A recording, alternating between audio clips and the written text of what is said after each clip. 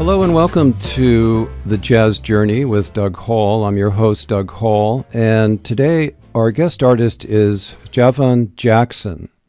Mr. Jackson is an internationally acclaimed tenor saxophonist, a composer, and a band leader.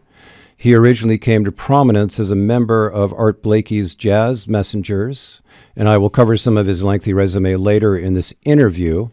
But currently, Mr. Jackson returns to Sculler's Jazz Club in Cambridge to celebrate his new album, Jackson Plays Dylan, on Friday, April 10th.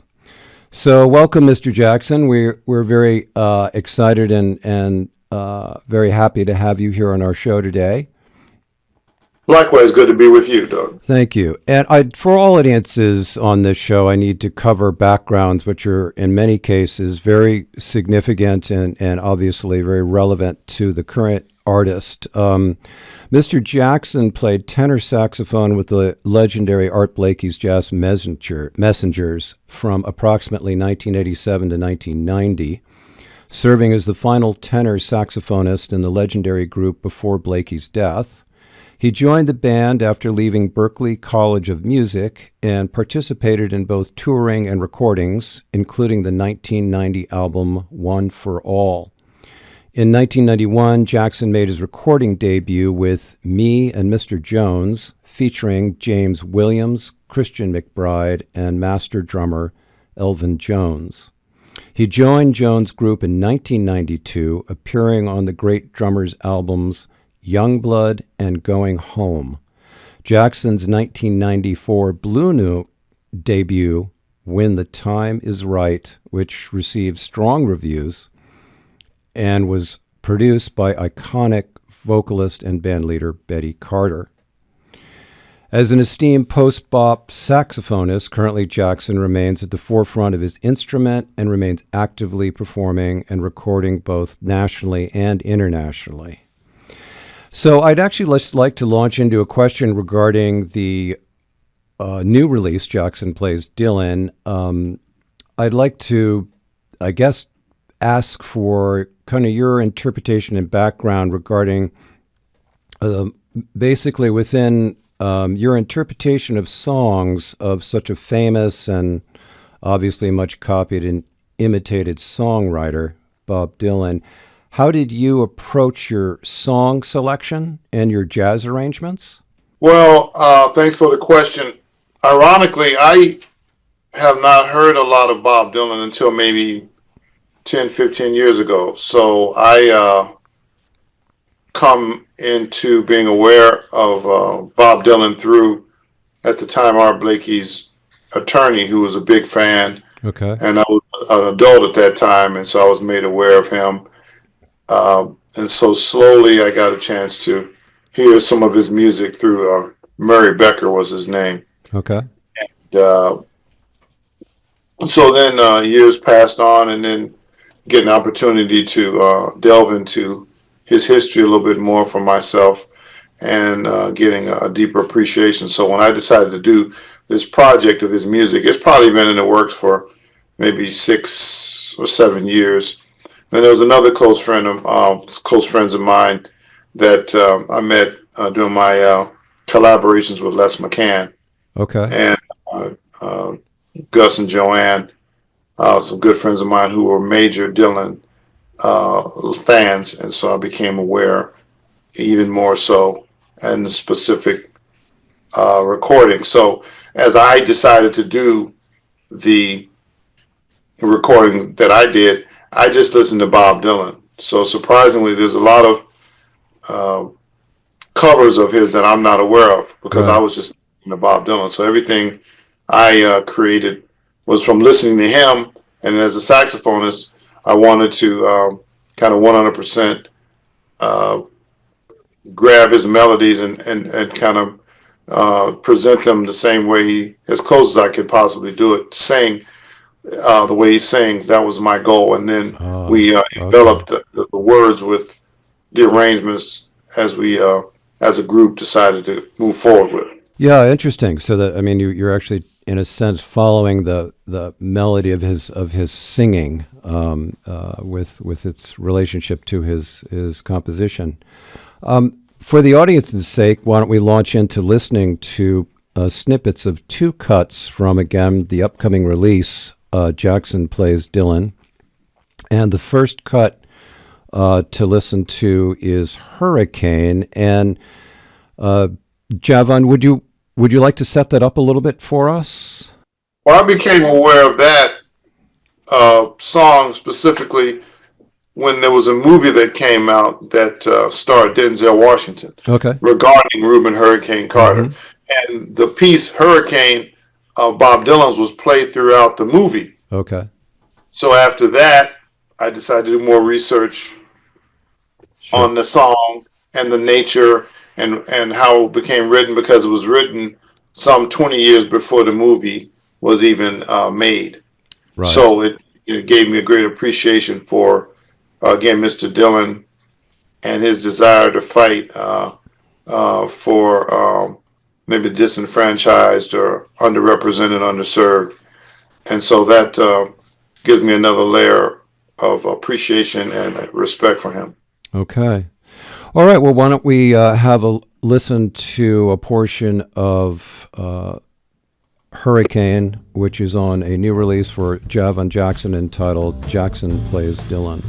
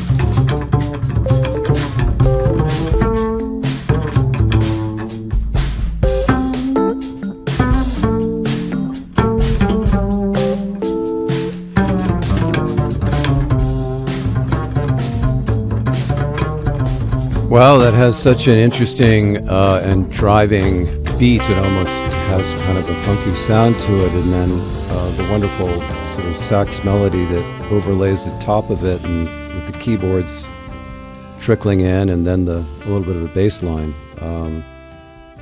It's certainly it's very musical in its drive, and of course the message is very serious and very powerful. Right. Again, I really enjoyed recording the 10 selections that I selected of Bob Dylan by listening to numerous pieces that he's composed, and just arriving at those 10, knowing that I could have easily interchanged those with some others, but at the moment, at that time, those felt they resonated the most with me. Right.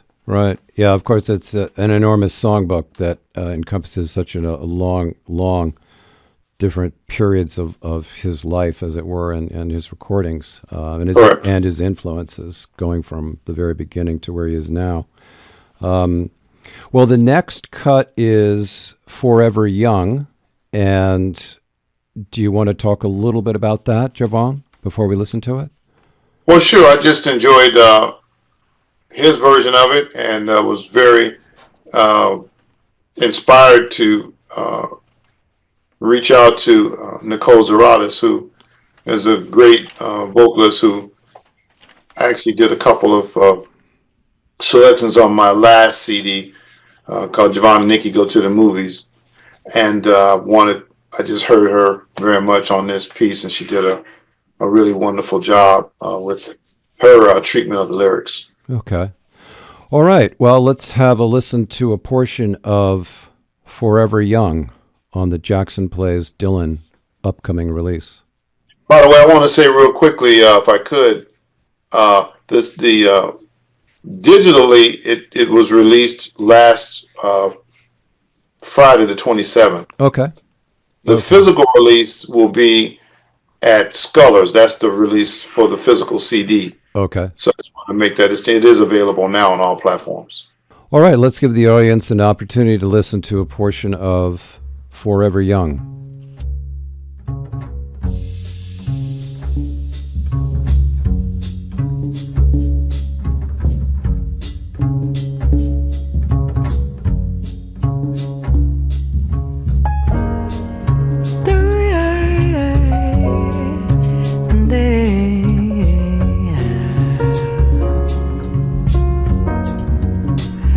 May God bless and keep you always.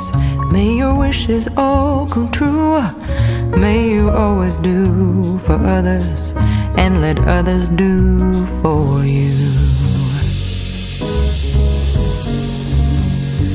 May you build a ladder to the stars and climb on every rung, and may you stay forever young. Forever young. Forever young. May you stay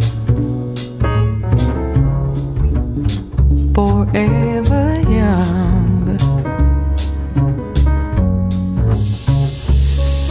May you grow up to be righteous. May you grow up to be true. May you always know the truth and see the light surrounding you. And may you always be courageous, stand upright and be strong, and may you stay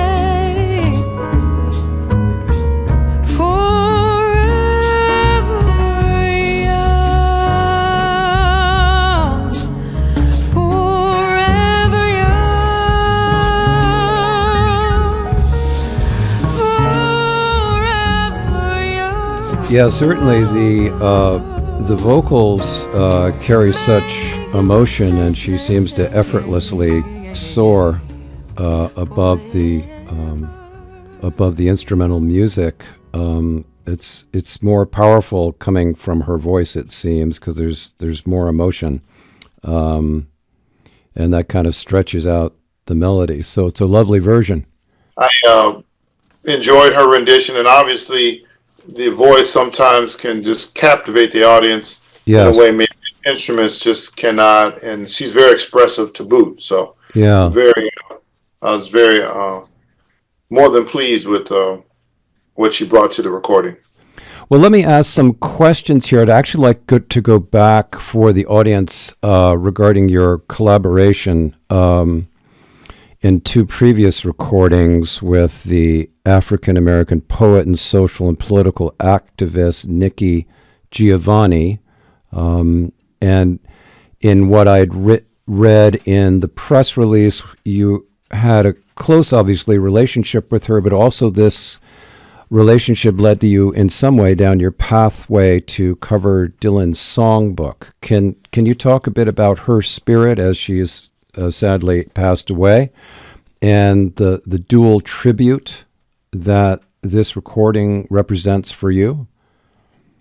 Right. I met Nikki right prior to the pandemic, I invited her to the University of Hartford, where I'm the chair of the Jackie McLean Institute of Jazz Studies. I invited her with the support of the university, the president, to give her an honorary degree.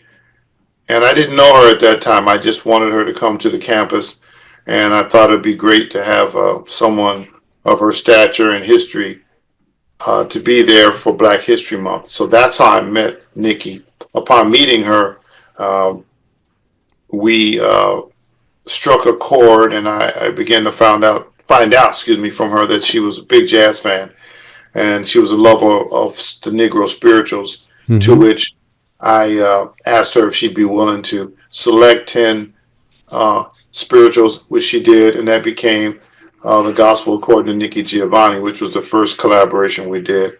Then we did the second collaboration where we selected great songs from films, love songs, and she added poetry to that. Now, just prior to that situation, that recording, I was letting Nikki know that I intended to do the music of Bob Dylan. And at that time, she said, I would love to be involved with that with you, and I'll offer some poetry. And her goal was to actually reach out to Mr. Dylan, as she and he had a friendship, and to possibly have him in some way part of that project. But it never got that far. The conversations, but Nikki became sick and succumbed to breast cancer. Right. So it's in that spirit that I'm dedicating this project to my relationship with her and her support of me as an artist and the closeness.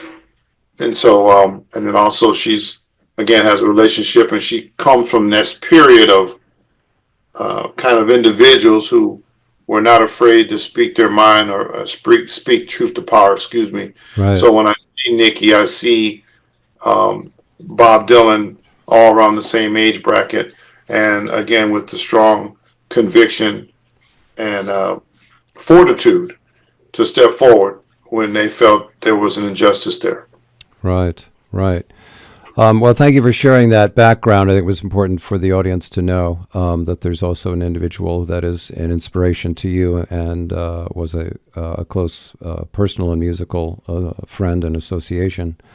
Harking back just to the selection of the songs, again, I know you actually covered some of the questions regarding selection. I'm wondering, did you find yourself having to first say, okay, what's the musicality of this song? Like Lay Lady Lay, right? That has this kind of amazing sort of, I guess you'd call it refrain to it. And at the same time saying, I also want to choose some of the Dylan classics that are social with political messaging. Did you find yourself kind of fighting choices, or again, obviously we're talking about a songbook that's enormous? Right. Most of the pieces I just selected, Doug, based on the lyric. Okay. So it didn't maybe hit me until later that possibly, Hurricane being a specific piece, but some of the other pieces that he wrote, to me, they're love songs. I see Lay Lady Lay as a love song, or I see Forever Young as a love song. Right. I see the last piece I did on the recording, I don't have it in front of me, it's the ballad that I saw as a love song. Right. I forget my last piece. It's in D flat. Anyway, come back to me. I see those as love songs. So that was the lyric kind of drove me, number one, to pick the piece. And then there were some pieces that they were iconic, but I loved his delivery and I love his syncopation, his timing with how he delivers his lyric. Right. So that helped me frame the selection. Right. And from there, again, listening to only just his recordings and allowing his style and his phraseology, if you will, to kind of seep into me so I could try in a way, I don't know, there's been a couple, I think, not that it's not their right, but a couple of reviewers are saying, well, Javon sounds like he's just playing the melody just like Bob Dylan. That's the goal. Right. A song that has been sung and and it has been heard by millions of people. So I felt the least I could do is take the time to offer his melody in the way anyone would offer Beethoven. Right. Right. So you know what I mean. So Well why would I come in and do something different? I right. felt the least I could do is frame the initial presentation as respectfully to his lyric. Then from there we build the house our own way. Right. Well said. So along that same line, musicianship-wise, did you select particular musicians? Is this your touring group? I mean, I saw you, actually, I was fortunate enough, I saw you at the Village Vanguard back when you were playing from one of the collaboration recordings with Nikki Giovanni. That almost goes back a year now. Is this a group of musicians selected for the recording, or is this your solid backup for your current band?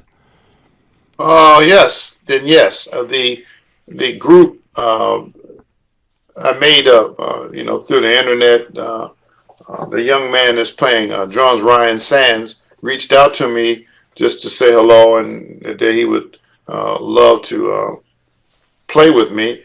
And so after some time, I got back with him and we spoke about doing something. And I asked him if he'd be interested in doing this recording. He said yes. I said, can you recommend someone that you like playing with, a bassist? And so he offered Isaac Levian. Okay. And then Jeremy has been playing with me for some time. So that made up the nucleus of the trio. And then from there, I reached out to Lisa Fisher, who's a dear friend for many years, just saying, gotta serve somebody. And then also, like as we mentioned, I spoke to Nicole Zaradas about singing Forever Young. Okay. That last piece it just came to me, Make You Feel My Love. Okay. That's the one. Okay. That actually is one of my favorite pieces of his. His version of it too, by the way. Make You Feel My Love is just, it's exquisite to me, but it's a love song. Right. Right. So, I mean, he has to me, I'm sure for many others, his music really has a way to touch my heart. Yes. And I think that's why we do this. Yeah. At the end of the day, hopefully that we can evoke some kind of emotion from the listener. And I think he does that for me. Yes. Yeah, I think certainly. I mean, and these songs don't seem to, some of them classics don't go stale, particularly in our current political times. When you listen to them again and their message and his voicing, and for me, there's certain ones that still kick in, and they're very powerful. And then others where I just want to listen to, as you said, kind of the love song or the lyrics. When I go back to Blood on the Tracks, that album in 71, 72 that kind of blew everybody away, and critics as well. Tangled Up in Blue. It just cycles around in your head. Right.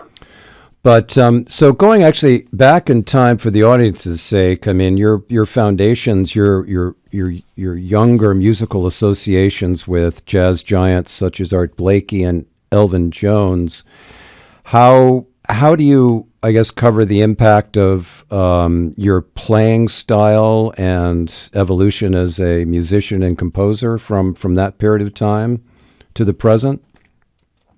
Well, number one, Art Blakey and actually Elvin Jones as well were very supportive of their artists and were very encouraging for them to ultimately be themselves. Okay. But through the legacy of the history of this incredible art form. So I always felt that art wanted us to find ourselves and be ourselves through many of his peers and people that we know with the dynamic history that these individuals would have, whether it be Coleman Hawkins or whether it would be Don Byas or Lester Young, for example, or other giants of the saxophone that I am still humbly trying to find my way, thanks to them, Charlie Parker, Sonny Rollins, and the list goes on. Right. So, sure, their support and their wisdom and their confidence and support of many of my friends at that time, as we all played with those individuals, has helped to shape me, sometimes subtle ways and sometimes in very noticeable ways. But without them, I couldn't have made this kind of a record. Right. Yeah, well, I need the audience to go back and go back and listen to some of Art Blakey and the Jazz Messengers recordings, and Elvin Jones, and all of that music from that period of time is so critical to so many artists, of course, and you're directly related to that influence, having played with both of them. Well, sadly, we've run out of our 30 minutes already, but I think we've covered a range of questions related to your upcoming release. And again, I want to make the audience aware that Mr. Jackson will be performing at the Scullers Jazz Club in Cambridge, April 10th at 7 p.m., and playing from his release that's already digitally released, but the actual physical release of the recording, Jackson Plays Dylan, will occur that evening. And Mr. Jackson, did you want to mention any other additional venues or projects related to this recording, or other projects in general? Well, there's a couple of things I'm involved in. This is the 100th year celebration of John Coltrane, Miles Davis, among other artists. I've been part of a really beautiful project called Kinda Blue, which goes back some years that I was a part of when Jimmy Cobb, who was a member, was a participant in that recording, did some touring to celebrate it, I think at 50 years. And so now we're doing some touring. I just actually got home from South Africa yesterday. Oh, wow. For a concert with Kinda Blue. Okay. And then that's going to occur throughout the year, some other performances. And then there's another project that I'm happy to talk about. I created called Birds of a Feather, and it involves Boston, actually native Nina Freelon, the great Charles McPherson, myself, George Cables, David Wong, and Willie Jones III. And we're going to do a real special performance at the new San Jose Jazz Festival later this year. Okay. But more specifically, back to this point, I am looking to do a bunch of dates slated to support this recording. Right. And I am really honored that the first one is in Boston. As you mentioned earlier, I did go to college there, and yes. I'm still actually up there somewhat frequently because my repairman, the great Emilio Lyons, still works on my instruments, and actually he lives in Boston. I mean, he lives in Lexington. Wow. So I come to visit him quite a bit, so I'm actually in Lexington. Sadly, we've run out of time, but I want to thank you again so much with a very busy schedule, obviously, Mr. Jackson, for joining us, and again for our audience to be aware that, again, Jackson Plays Dylan will be performed at Scullers Jazz Club in Cambridge, April 10th at 7 p.m. So all the best karma, and wishing you all the success with this release and all the musical ventures that you mentioned and that lie ahead of you. So thank you so much for your time today. Thanks to you, Doug, as well. I appreciate the opportunity to speak with you.